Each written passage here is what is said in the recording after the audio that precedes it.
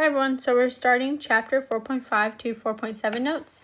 So this video is going to cover chapter 4.5, exponential and logarithmic equations.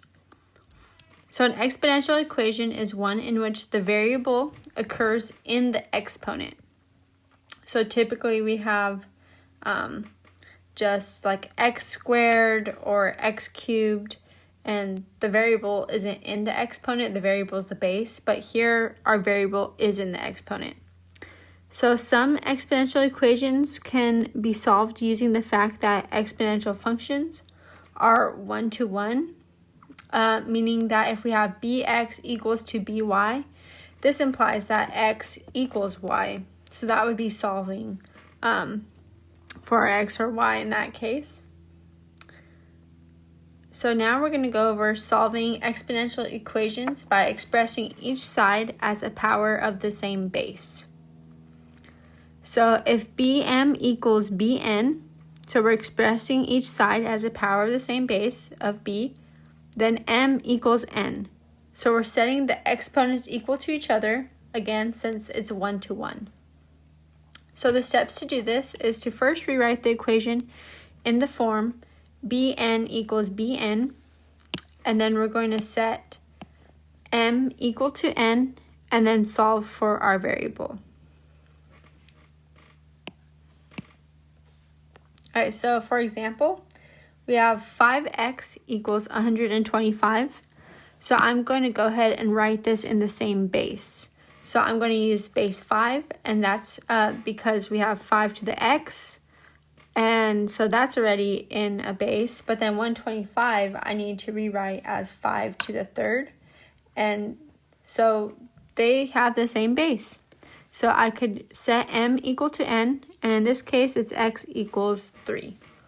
And we don't have to solve because our variable is already by itself. So in our next example, I have 27x plus 3 equals 9x minus 1. So I'm going to go ahead and express both sides in terms of base 3. And that's because 27 is equal to 3 cubed and 9 is equal to 3 squared. So I could set them both equal to each other using base 3. So I have 27x plus 3. I'm going to put the 3 cubed in for my 27. Don't forget the parentheses, and I have x plus 3 as the exponent. And then 9 I'm replacing with 3 squared, and then putting parentheses because the x minus 1 goes to the whole 3 squared or 9 term. So now I have the same base.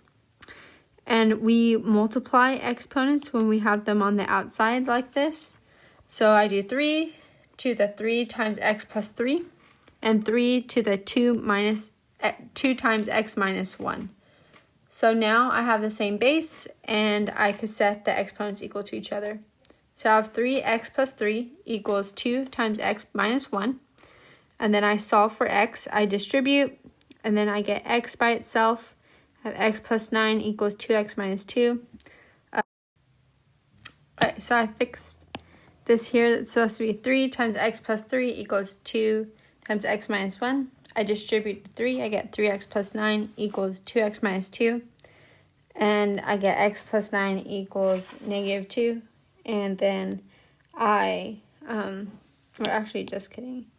I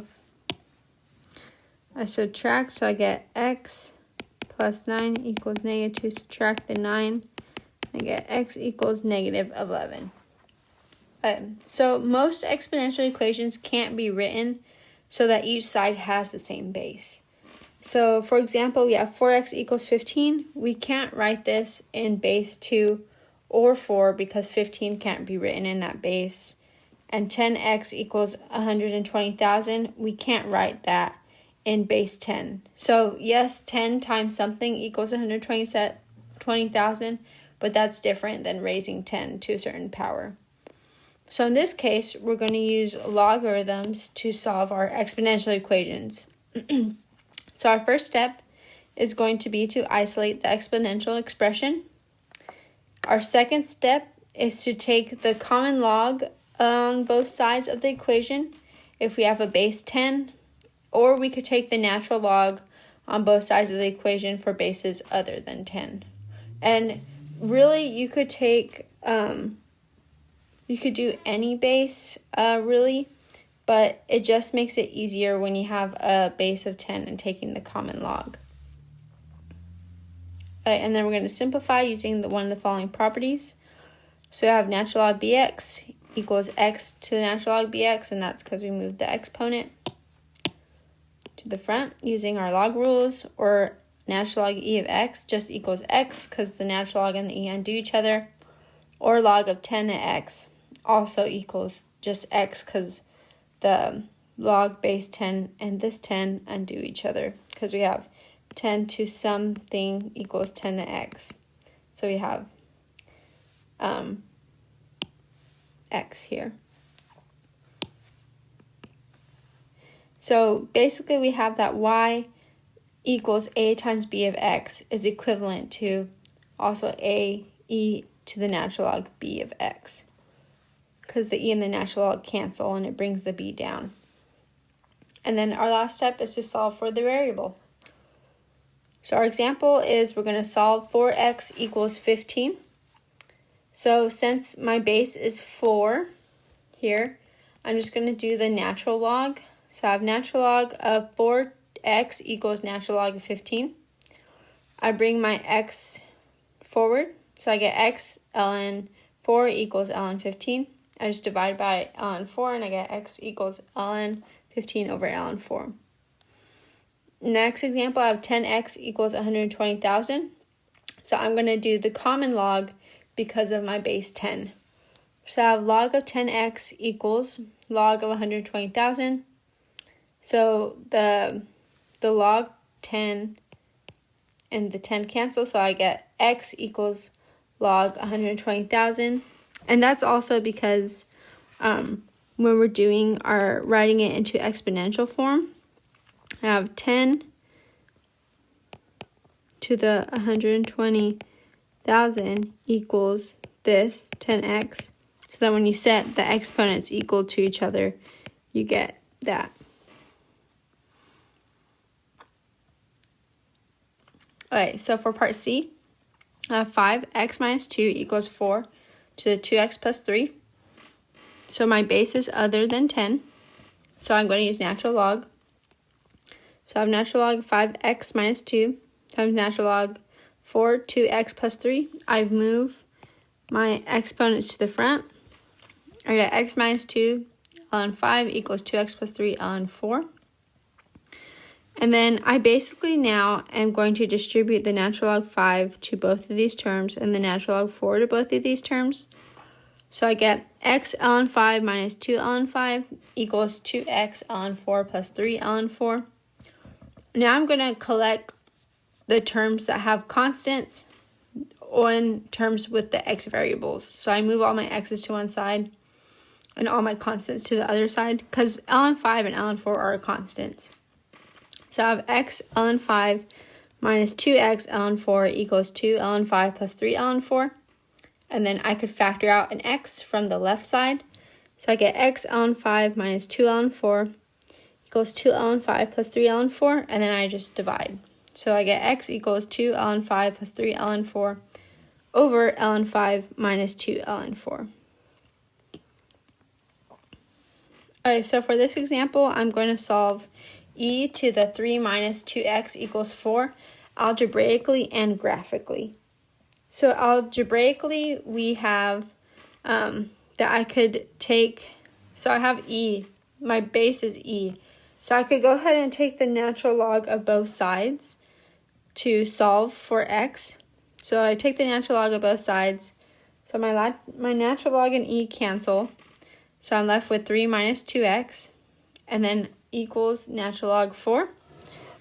And then I subtract 3 over, so I get negative 2x equals negative 3 plus natural log of 4.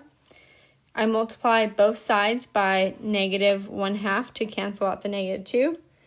And I get x equals 1/2 3 minus natural log 4. I basically distributed the negative to the negative 3 and natural log 4, so I wouldn't have a negative 1/2 in the front. And graphically, we're basically just graph e 3 minus 2x and y equals 4. And then where they intersect is going to be our solution. So they intersect at x is approximately 0.81. So the x value where they intersect. So this is probably approximately 0.81. Okay, so our next example, we're going to solve e to the 2x minus 4e to the x plus 3 equals 0. So go ahead and let u equal e to the x in this case. That way I could just solve it as a normal quadratic as I usually would to isolate the like squared basically, because e to the 2x is equal to this. Because it's equal to this. Or if you wanted to write it like this, it'd probably be easier for you guys to see. So if I let u equal e to the x, I'm basically substituting this in for u. And so I could rewrite that. So I have u squared minus 4u because of the ex plus 3 equals 0. So I just solved this like a normal quadratic now. I have 3 and negative 4, and that's going to be negative 3 and negative 1. So I have u minus 3 times u minus 1 equals 0. And at this point, I could substitute my u back in. So I have e to the x minus 3 times e to the x minus 1 equals 0. And I could set those both equal to 0 using the zero product property. So I have e to the x minus 3 equals 0, e to the x minus 1 equals 0. So I have e to the x equals 3, e to the x equals 1. And now I could take the natural log of both sides to isolate the x. So I take the natural log, and the natural log and the e cancel, and so I get x equals natural log 3. Same thing for the other side. I get x equals 0 because the natural log of 1 equals 0. Okay. When we're solving for solutions for x, we need to be careful with the domain and the ranges of these natural logs and exponentials and our common logs. Because I'm not going to do this example, but the example in the book, at this point, like here, they had e to the x equals negative 2. And we know that this would have no solutions because e to the x is greater than 0 for all x. So that would yield no solutions. So you just need to be careful when you're solving, make sure what you have makes sense. Okay, so for this example, I have 3x e to the x plus x squared e to the x equals 0. So I could go ahead and factor out an e to the x and x. So I do that, and I'm left with 3 plus x equals 0. And then I can divide by e to the x because e to the x cannot equal 0, basically. So e to the x is kind of like the free variable because basically I have 3 terms multiplied by each other. And the zero product property, the one that we usually do, like here, is saying, okay, this term is 0, this term is 0, or this term is 0 in order for when they multiply together to get 0. So that's essentially what we're doing. But we just could go ahead and divide by e to the x because e to the x cannot be 0. So we can't set our term e to the x equal to 0. So I just have x times 3 plus x equals 0. So our x equals 0 or 3 plus x equals 0, which would give me x equals negative 3. So I go ahead and check my solutions to make sure that they make sense. So I have 3 times 0, e to 0 plus 0 squared plus e to 0 equals 0, so I'm good there. I do the same thing with negative 3, plugging it into the original equation, and I get 0, so we're good there. Okay, now we're going to talk about logarithmic equations. So logarithmic equations are one in which a logarithm of the variable occurs. So some can be solved using the fact that they're also one-to-one. So this again implies that if we have log of a to x equals log to a to y, that we would have x equals y because it's one-to-one. So some examples of what a logarithmic equation looks like is when you have like the x here in the inside of the logarithm. It would be basically inside of it. So some examples are log of 4, x plus 3 equals 2. Natural log, x plus 2 minus natural log 4x plus 3 equals natural log 1 over x. So we could use the definition of a logarithm to solve a logarithmic equation. So these steps are, we're going to express the equation in the form log of b m equals c. So in order to do this, we may need to combine some terms using our logarithmic rules. And then the second step is to use the definition of a logarithm to rewrite the equation in exponential form. So we would have log of b m equals c. To rewrite it in exponential form, that would mean b of c equals m. And so we solve for the variable at this point, and then we check our solution in the original equation, and we include, this is very important, include in solution set only values for which m is greater than 0, because we can't have a negative m. Okay, so for example, we have 3 natural log 2x equals 12. So I just divide by the 3, so I get natural log 2x equals 4. And then I'm just going to write out the natural log as log e, just so we can see the base is e. So I have log e 2x equals 4. So I'm going to rewrite it in exponential form. So I have e to the 4th equals 2x, and I divide by 2. So I have x equals e to the 4 over 2. And then I check my solution. I plug it into the original equation. So I get 3 natural log 2 times e to the 4 over 2. And we don't know if it equals 12. And I'm able to check that it does. So it works. Okay, so our next example is to solve for x. So I have natural log of x equals 8. So I could do this by saying that this is log of e to the x equals 8. And then I just do e to the 8 equals x.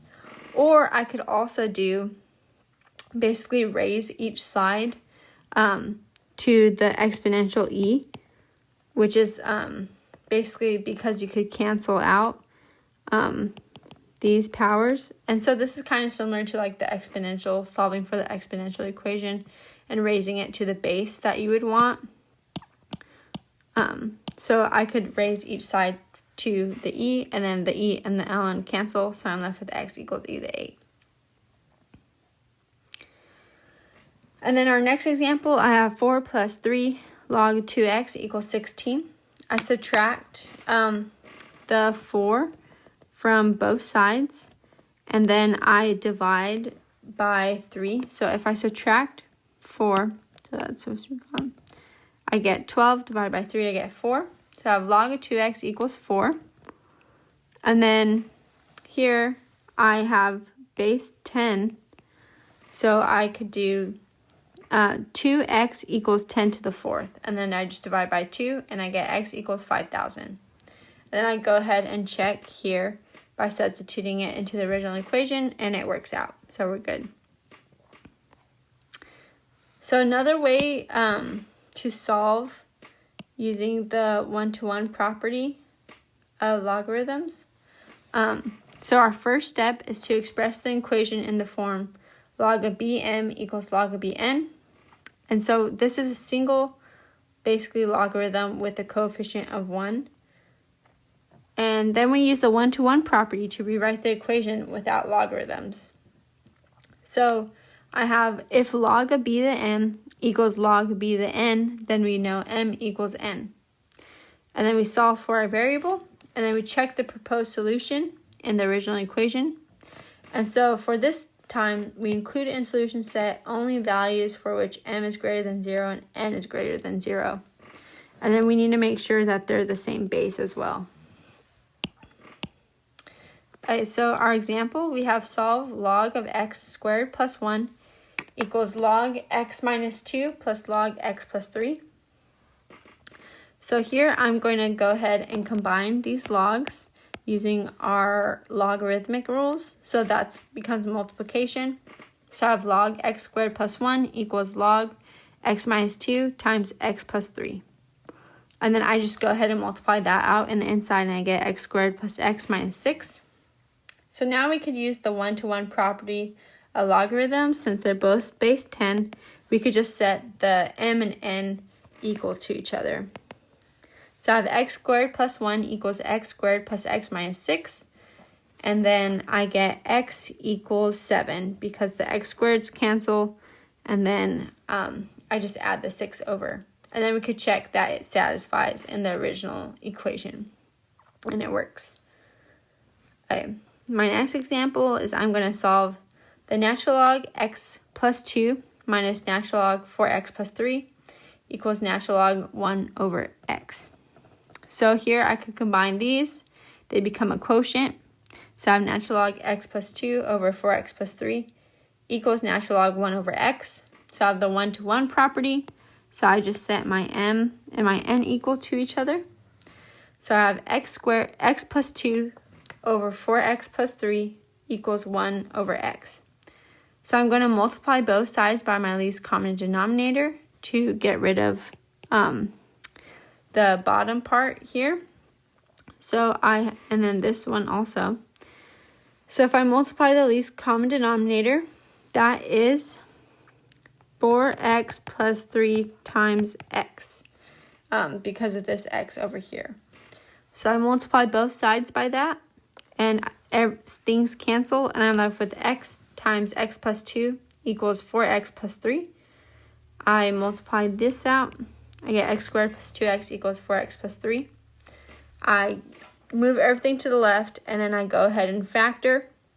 So by factoring, I get x equals 3 and x equals negative 1 as proposed solutions. And so I go ahead and test them in my original equation. So I test 3. And everything works, so 3 is good. I test negative 1, and so I get natural log negative 1 plus 2 minus natural log negative 4 plus 3 equals natural log negative 1. So we have logs of negative numbers here, which we know we can't do because our m and our n have to be greater than 0. So negative 1 is not a solution because undefined. So our solution set is just 3. So here's another little disclaimer again. So logs are defined only for logs of positive real numbers. Logs are defined there. Always check proposed solutions of a logarithmic equation and the original equation. We're going to exclude from the solution set any proposed solution that produces the logarithm of a negative number or log of 0. So negative numbers can be part of the solution set as long as it doesn't produce a log of a negative number. So for example, I have x equals negative 12. When I plug in negative 12 here, I have log of 2, negative 12 plus 20, and I get log of 2 to the 8. So that works because we have a positive number in here.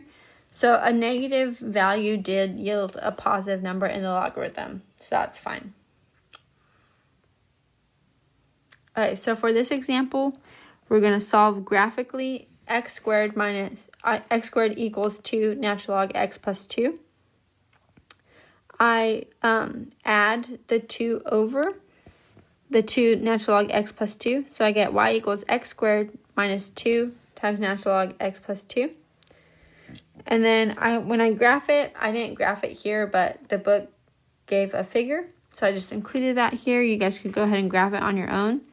So our x-intercept is approximately negative 0.71 and 1.6. So those are our solutions. Okay. For this example, I have if I naught and I denote the intensity of light before and after going through a material, and x is the distance in feet the light travels in the material, then according to the Beer-Lambert law, we have -1 over k times the natural log I over I naught equals x, where k is the constant depending on the type of material. So the first thing I want to do is solve for I. So I want to go ahead and get that by itself. So I multiply negative k to both sides to cancel the -1 over k. So I have natural log I over I naught equals negative kx.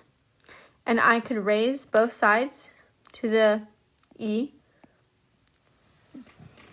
to the exponential, the base. And that cancels the e in the natural log. So I get I over I naught equals e to the negative kx. And then I multiply by I naught to get I by itself. So I have I equals I naught e to the negative kx. So for a certain lake, k equals 0.025 and the light intensity is 14. So we want to find the light intensity at depth of 20 feet. So the x is the distance feet. So I'm going to plug in 20 for x. So I have I equals, my I naught was 14.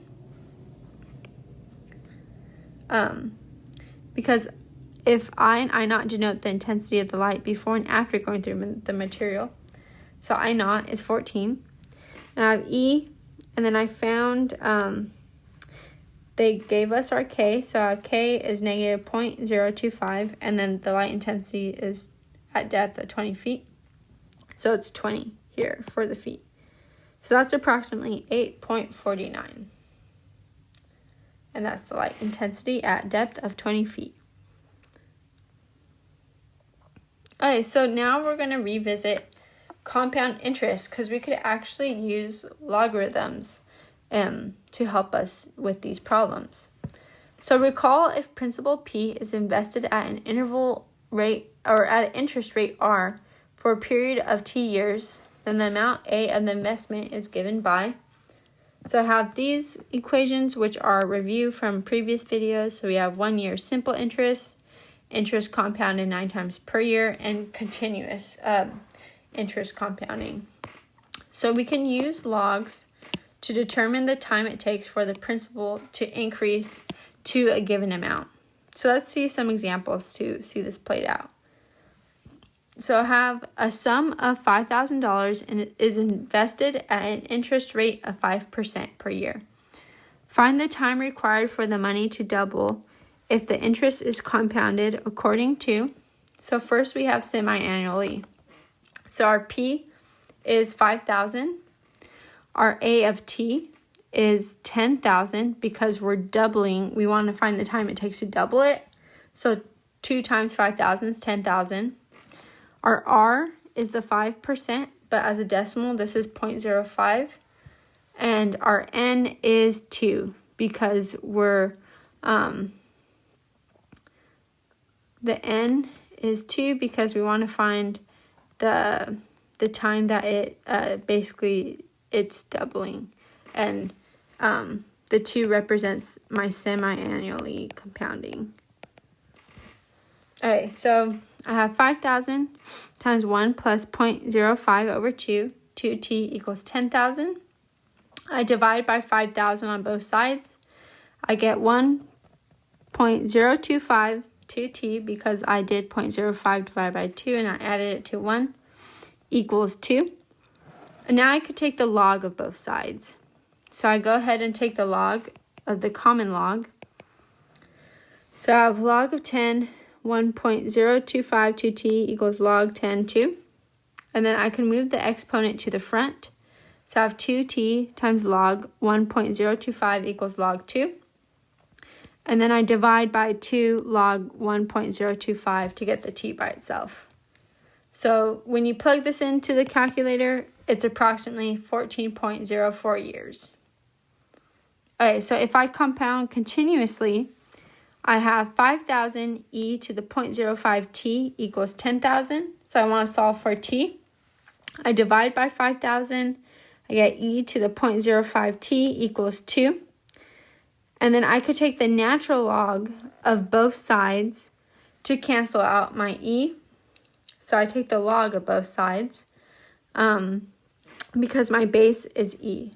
So that's why I take the natural log. So those cancel, so I get 0.05t equals natural log 2. I divide by 0.05, and that's approximately 13.86 years. So for our last example, I have a sum of $1,000 is invested at an interest rate of 4% per year.